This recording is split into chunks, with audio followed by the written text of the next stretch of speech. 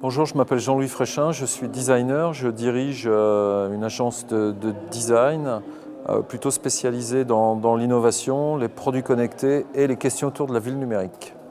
Effectivement, ce monde de données infini est en train d'exploser. Avant, on était protégé parce qu'on n'avait pas à les exploiter.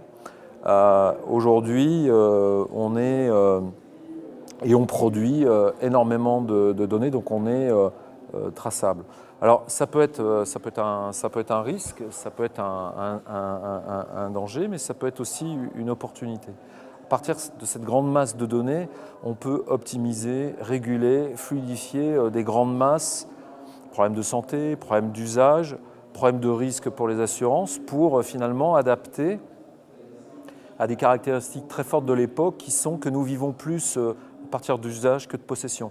Le monde d'avant, le XXe siècle, on possédait les objets, on travaillait toute sa vie pour avoir des objets. Aujourd'hui, on est plutôt dans un monde de services. Ces services, c'est des usages.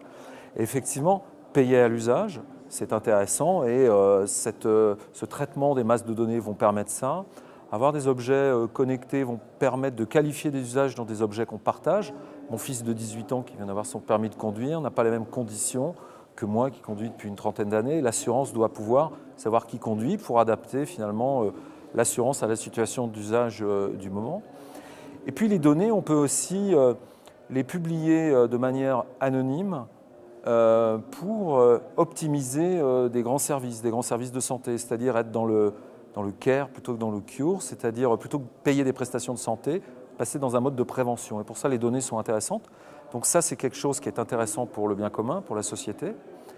Quand on en fait des services trop marchands, il y a un vrai risque éthique et c'est tout l'enjeu de cette utilisation massive des données. Alors il y a des bons exemples comme l'État qui a ouvert ses données. Là, on est dans quelque chose d'éthique qui relève de morale, c'est le bien commun. Il est évident que les grandes entreprises d'assurance vont y aller, j'en connais qui travaillent déjà dessus. Et c'est un peu entre le modèle de confiance, le modèle de défiance, c'est plutôt le modèle de conscience, c'est-à-dire savoir que les parties prenantes s'aident mutuellement en collaborant pour arriver à optimiser finalement la valeur d'échange, puisqu'un contrat d'assurance, ce n'est que ça.